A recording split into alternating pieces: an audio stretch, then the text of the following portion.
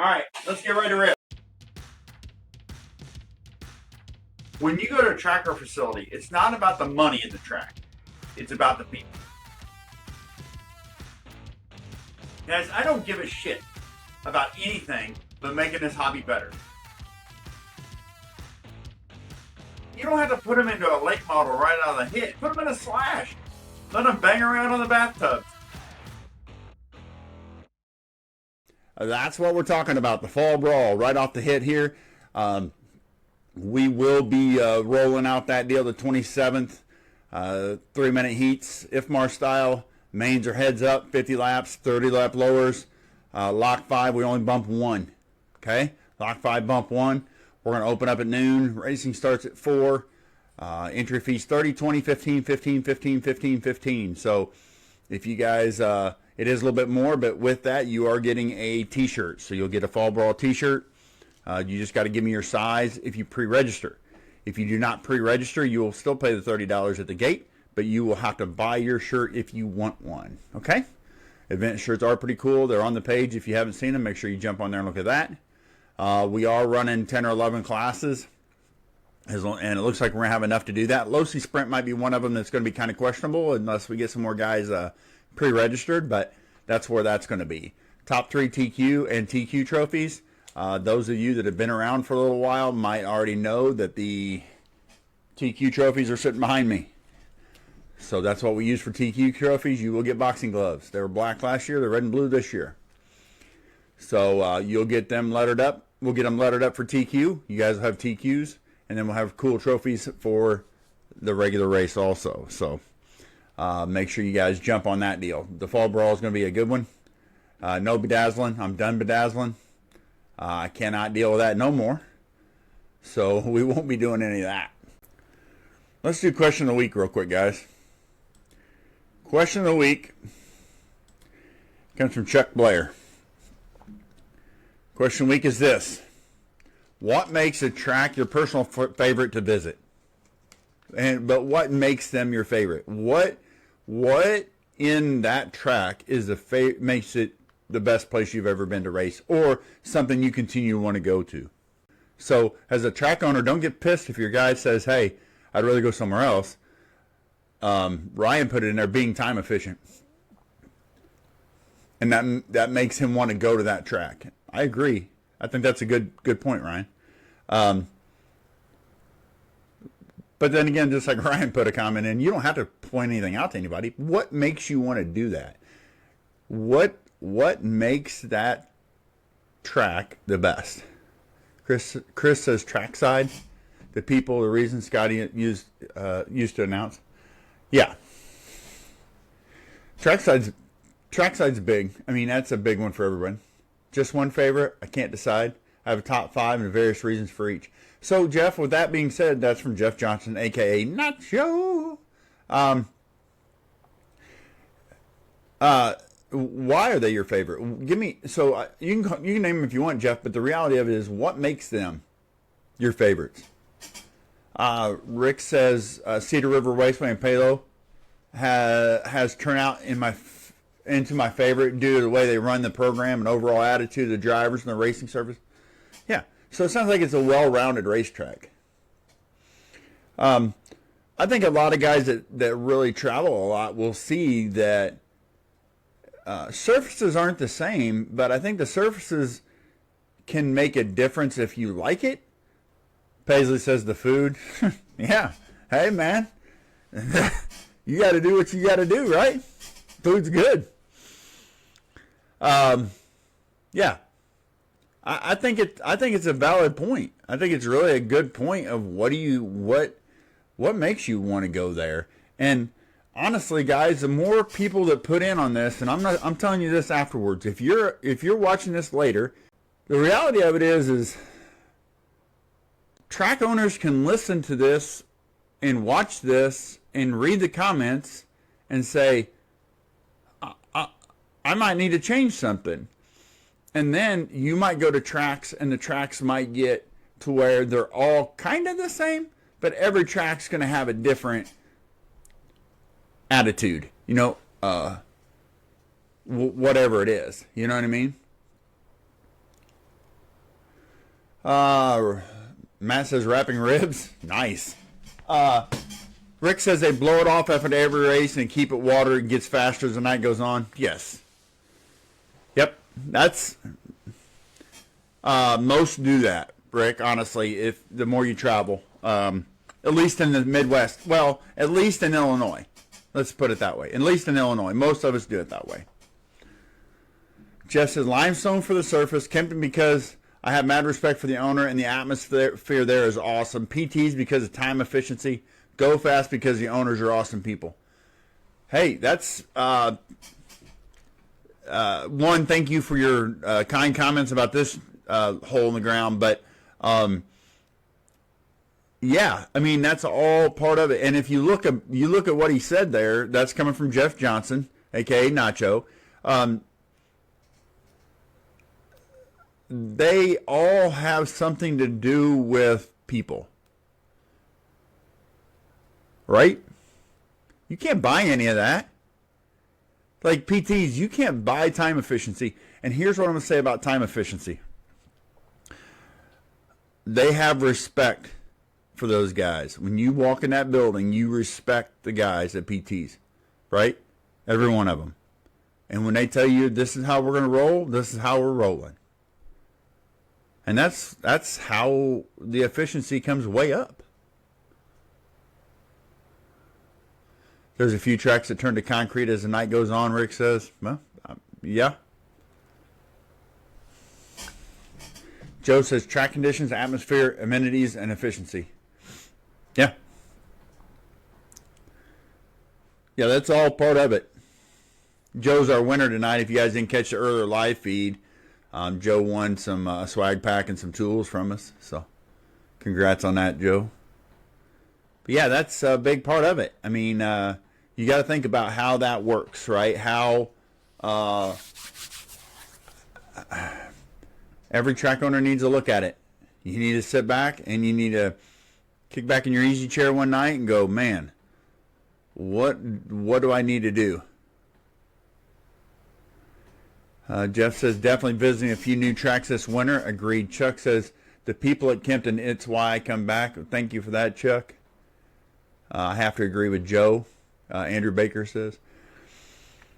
I'm just going to kind of speak candidly about our track real quick, just because the comments that are coming in, guys.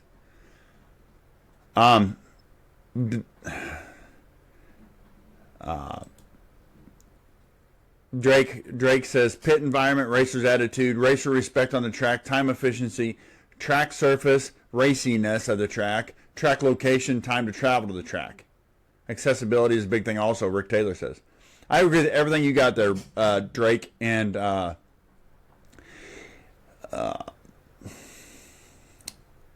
again, it's all about people.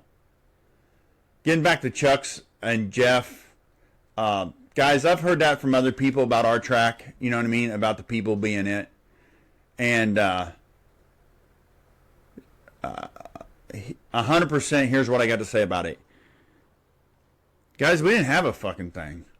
We didn't have nothing. We're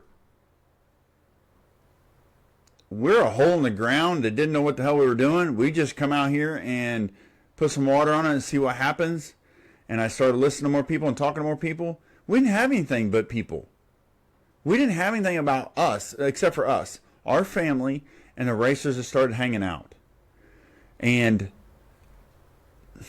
honestly, if our family, and I don't mean, I'm not, anybody knows me, I'm not saying look at me. I'm saying if our family wasn't who they are, we probably wouldn't have a track anymore. Because we'd never have anybody here.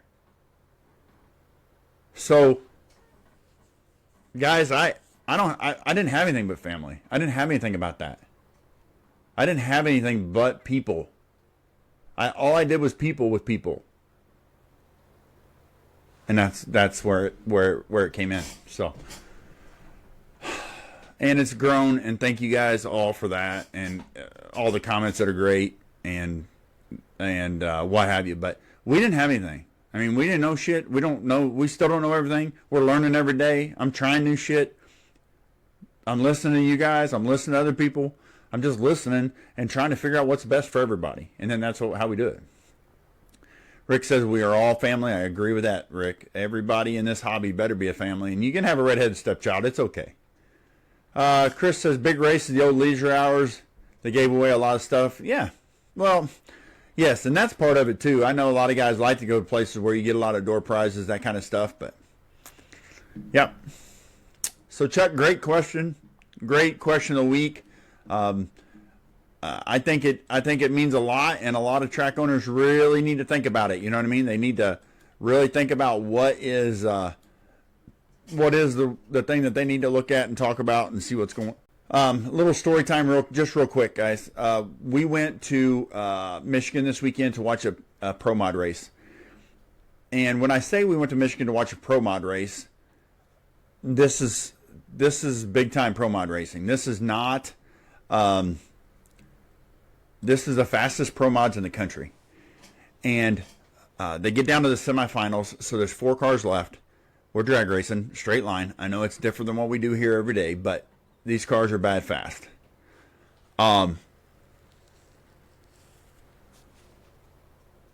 And my buddy, Sean Ellington, a.k.a. Murder Nova, if you guys watch TV, Street Outlaws guy. Sean Ellington, I've been hanging with that dude for 12 or 14 years. And he's a good dude. Anyway, they get in the staging lanes, and we're talking etiquette here, okay? They get in the staging lanes, and they're sitting there waiting, and he talks to the guy that is next to him and said that he's racing and says, hey, man, don't hang me out. He goes, man, I wouldn't do that, blah, blah, blah. Well, you know what happened? Here's the story. He gets hung out for 7 seconds on the trans brake, burns transmission out of the car. He's a turbo car. He has to get on the brake early, the trans brake early, and the dude ended up burning him down and then denied it at the end. So it's no different than us, guys. Racer etiquette is not an RC problem. Racer etiquette is a race problem. Okay? So I'm not saying shy away from anything. I'm saying think about it when you're on the stand. You're playing with toy cars. They end up burning up a transmission, a torque converter, and a motor. You got to put all new rod bearings, main bearings in the motor. It just beats the motor up. Cook the transmission completely and converter. Send it to Mark Mickey. 187 Customs on YouTube. If you guys want to check that out, he'll be posting about it. I'm sure that he was not happy. 10 years ago, there probably wouldn't have brawl down there, but it's But again, Chris Storm says that people make the sport, and you're right. But we were talking racer etiquette last week a little bit, and people were like, "Oh, racer etiquette, it's so bad, it's so bad." But the reality of it is, man, it's bad everywhere. So check yourself at the door, understand what you're doing, right? All right, let's get into tire talk quick. It's just going to be we'll have a quick deal here. Tire turmoil is coming your way. All right, guys, there's the question. Midwest versus Southern tire choice. And this was sent in to me also. I think where this was going is I don't think you're going to get a spec tire that's going to work everywhere, right? I don't think you're going to get and here's where I'm going to lead to it. I haven't seen it yet. Honestly, I didn't look at the big race down in Alabama coming up in October. I will, but spec tire might not be the same wherever you go. I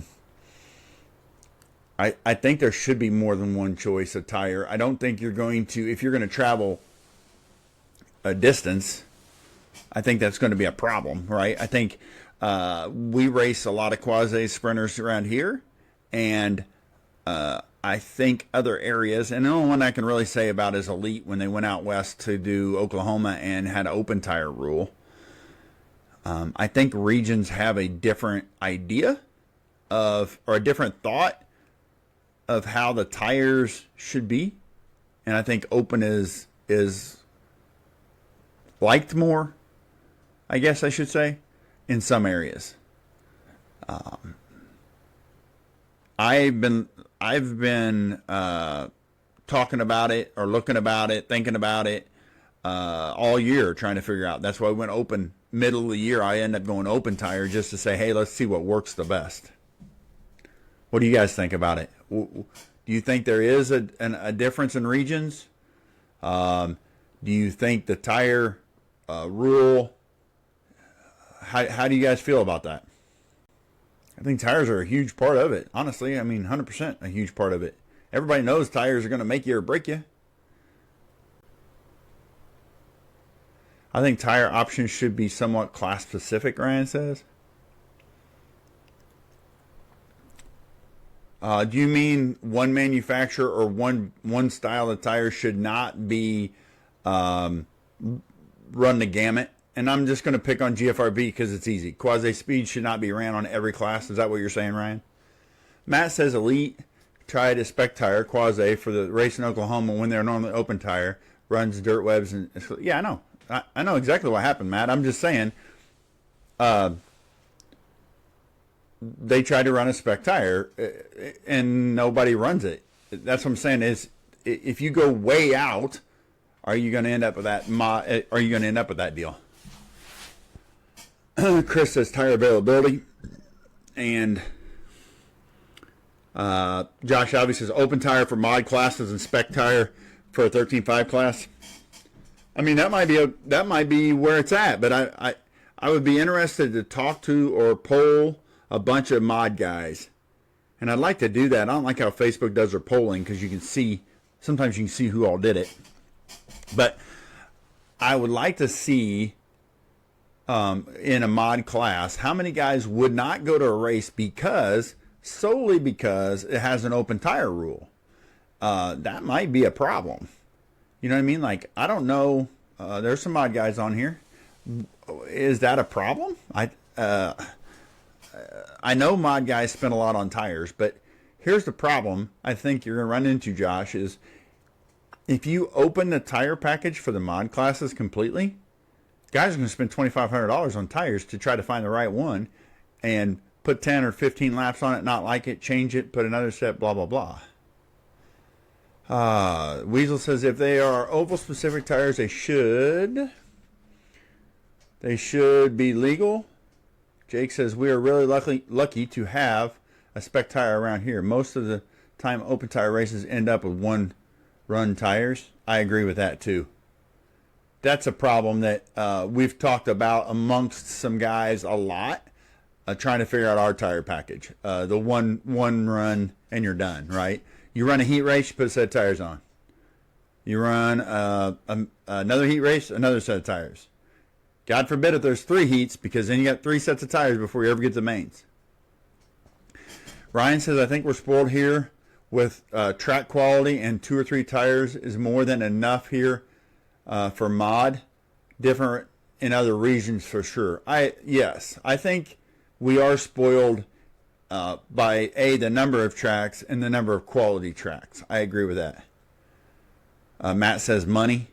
Open is money. Is that what you're saying? I agree. Chuck says open is awesome when the locals talk about the best tire. Yeah, you're going to find out, but you're probably not going to talk about it if it's a big deal, right? If it's a big race and you're an outsider coming in. That's why Sean got burnt down. He's a TV guy, and they don't like him for it. You know what I mean? So they burn him down. Same thing. If you're an outsider that's fast and they've heard your name around, guess what? It's going to be hard for you to get any information checks. The only thing I can see. Somebody's going to talk, but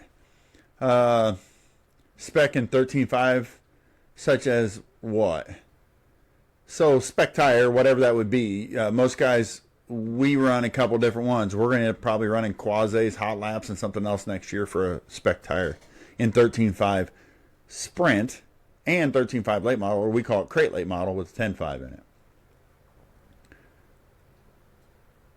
Go anyways and learn a lesson. Yeah, I mean, I agree. I think that's Weasel. I don't disagree with that.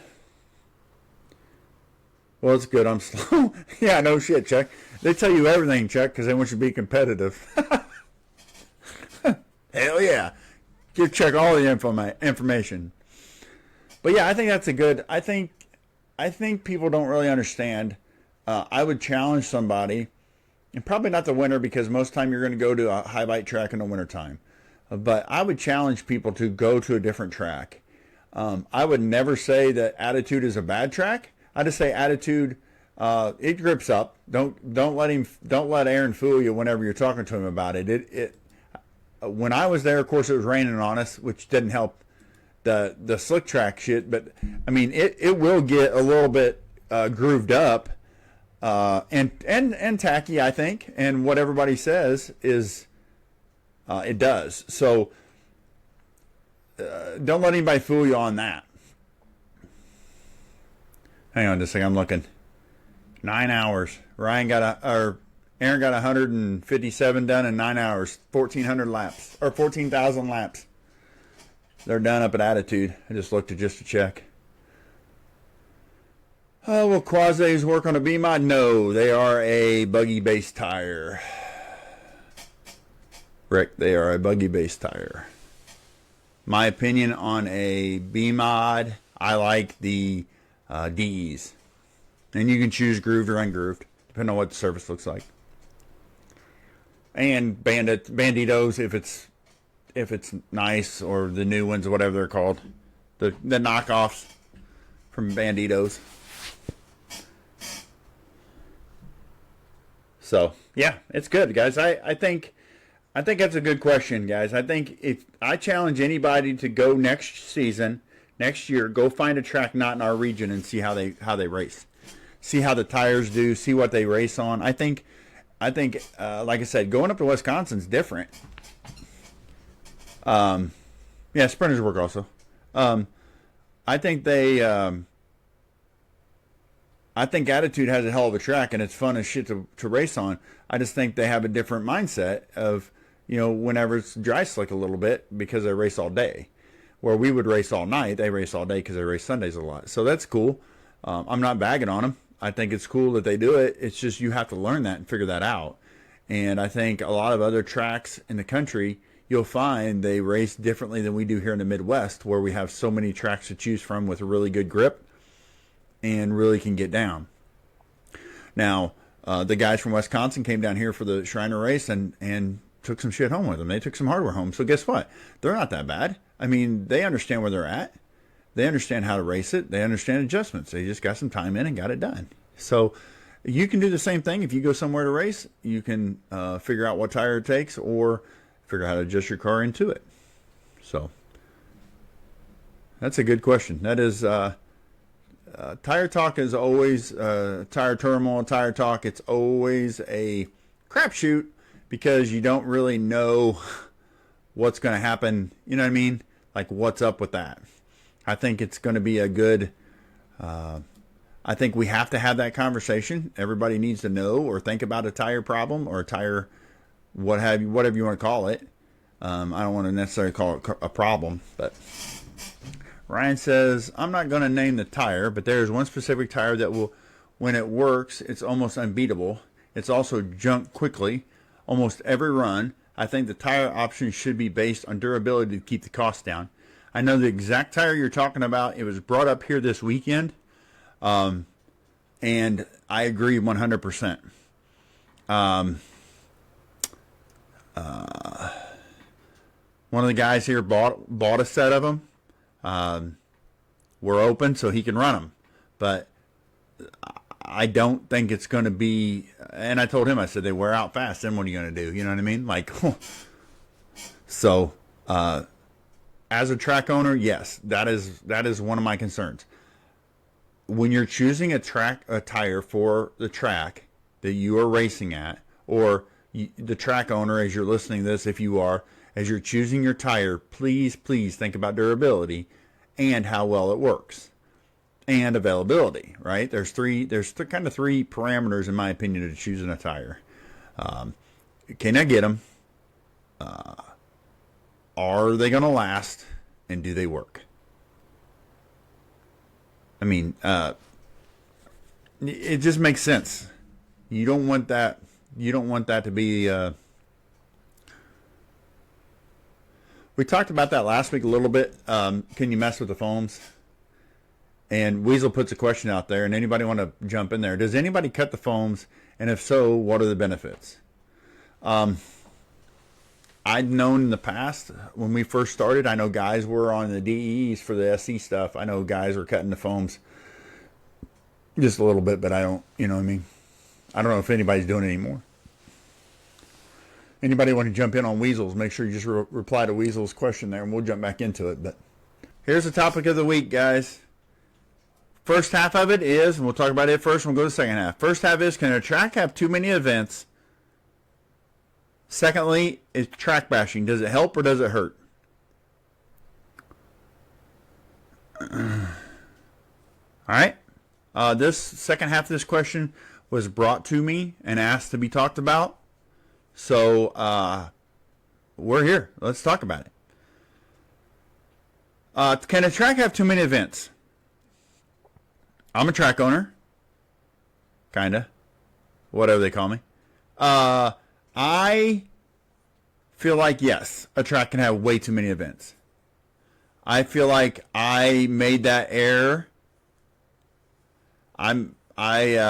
Rick Taylor says no, too many events, no, and Chris says yes. Here's what I'm thinking. A couple different things. One, you see your car count go way down if you're there too much. I can't tell you why that happens. Andrew says absolutely. Andrew Baker says absolutely. You can have too many. You can have too many events. So guys, when I first opened, I didn't know nothing, right? And it didn't matter because it was just a bunch of us guys just hanging out and doing it. We were open every Saturday night. Every Saturday night we were open, hanging out, just hanging out. We didn't know nothing. Hell, we barely had walls up. Well, then as we evolve here, we started figuring it out that I asked my guys last year, I said, hey, next year we're setting up the schedule. Do you guys want to race Fridays or do you want to race Saturdays? And they go, well, we'd really like to run Fridays. Fridays work best for us. I said, okay, it doesn't matter to me. I'm here. So I open every Friday and one Saturday a month for the big race. Our car count's shit on Friday.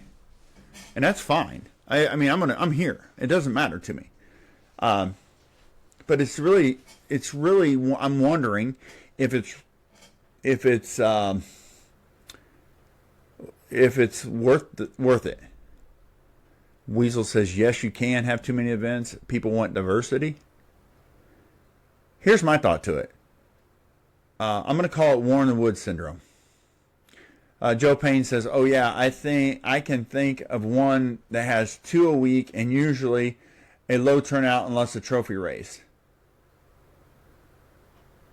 Yeah. Rick, we'll get back to that side here in just a minute.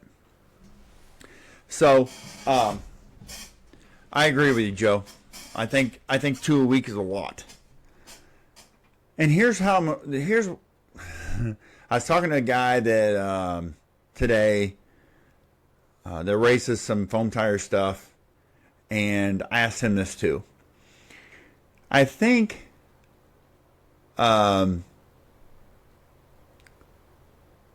we have so many tracks to choose from, you can't open every weekend. And Chris says, I love War in the Woods. It's a great time. You should go if you haven't been there. Coming up in 2 weeks. My thing is this.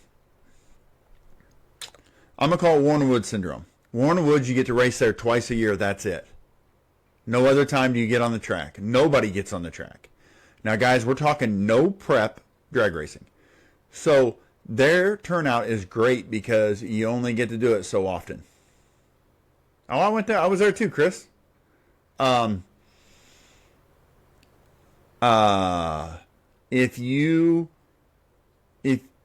you can go to that track every weekend, then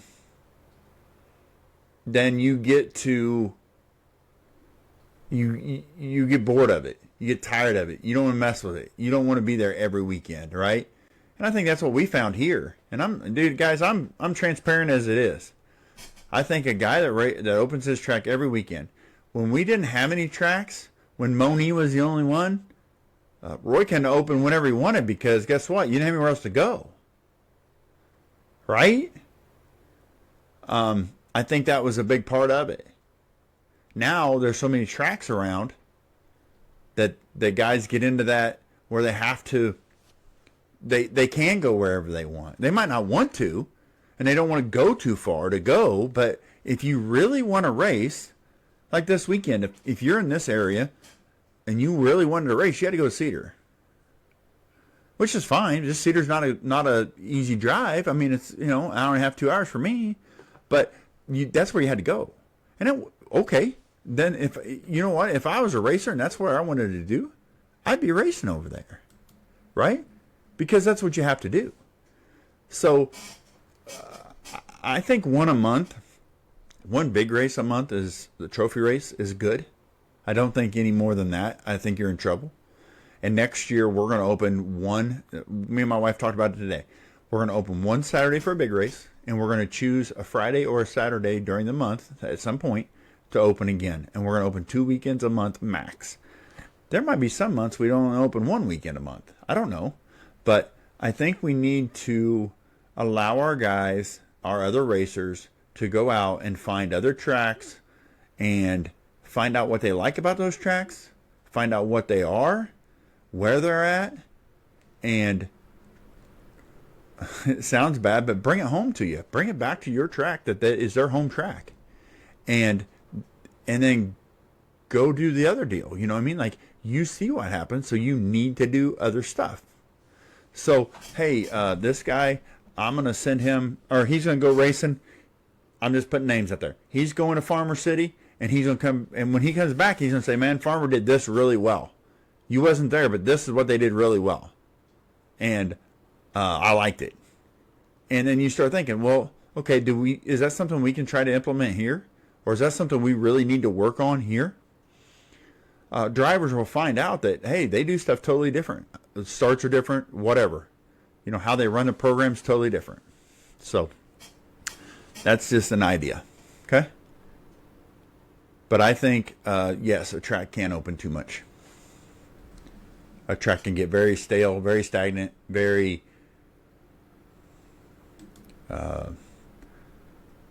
track staff, track personnel, whoever that is, owners, workers, whatever you have at your track, get burnt out. They don't want to do it either. And then they're a dick to somebody for no reason. Now, sometimes people need to be dick to, but normally they don't. If that's the way it is, then you get it. Right? So, yes, a track can be open too much in my opinion. Track bashing. Track bashing. Does it help us as a hobby? As a track? Or does it hurt us? Sorry, guys. I'm going to move back a little bit. The old backbone. What do you guys think? Let me define, in my eyes, in my opinion, let me define track bashing. I can tell you right now that there is, in every circle, every little group, you have a bitch about a track. I know for a fact that guys come here as a group, 3, 4, 5, 10, whatever. You guys hang out and you race all the time. I know for sure that people go home and bitch to their buddies. To me, that's not track bashing. To me, that's guys talking about what their experience was. And you're with your buddies.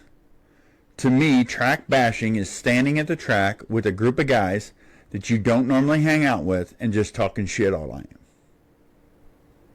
Okay? That's my idea of track bashing. Is there a better way to handle it? Of course there is. You go to the promoter, owner, operator, whatever you want to call them, the day after. Not during the race. Unless it's something that can be fixed.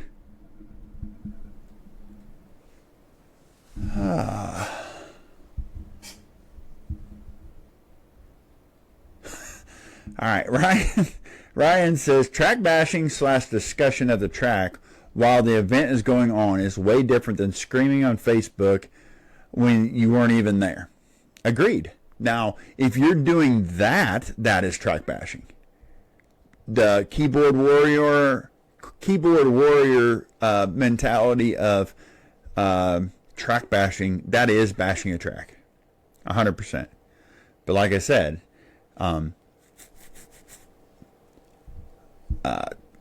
having a discussion, you know what I mean? But like I said, if you're running the track down to a guy that doesn't go there very often, or running the track down to somebody that isn't in your circle, I don't think that's right either. I mean, you know the guys that have been around, you know what I mean? And there's I'm telling you, there's tracks guys that I don't want to go to. And I've only been to once or twice. I don't want to go back. I don't want to deal with it. Right? I know that, and that's going to happen. And my opinion is my opinion, and we talk about it here, but that's it. Like, I'm a nobody. Who cares what Tony says? I mean, I've been to, I don't know, 15 or 16 tracks this year. I've seen a lot of stuff. But that doesn't mean anything, right? That doesn't mean anything. It's just what I think. So, I don't know. I don't think it's a good thing. I think it hurts the hobby. I think it hurts the tracks. I think people should really think about it. Keyboard warrioring is never good.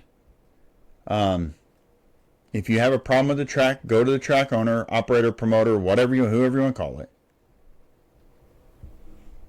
Matt says track bashing is what eventually shuts down a track for no real reason, and you're right, Matt. You're right. But if you go to a track owner and say, or operator, or whatever, say, hey,